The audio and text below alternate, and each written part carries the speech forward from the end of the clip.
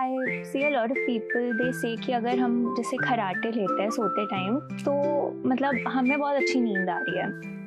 So what's the reason? This is a misconception कि हाँ खराटे ले रहे हैं तो बहुत अच्छी नींद आ रही है, बट दे डोंट अंडरस्टैंड कि खराटे बस एक सिम्टम है of a very very deep disease, of a very severe disease which is called sleep apnoea.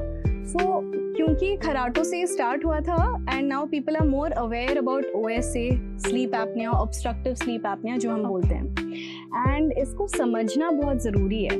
तो खराटे क्यों होते हैं?